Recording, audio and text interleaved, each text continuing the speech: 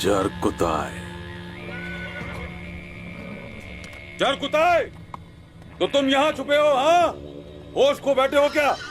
तुमने मेरे सामने आने की जुर्रत कैसे की?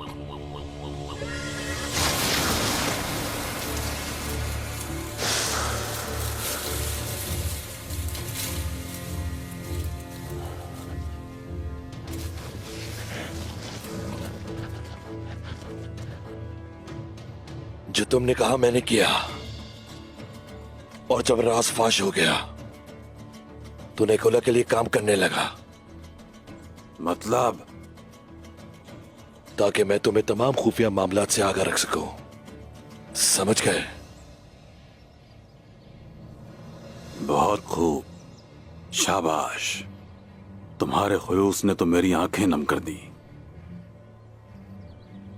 सिला मिल जाएगा तुम्हें इसका। मैं इस दिन का बेसब्री से इंतजार करूंगा।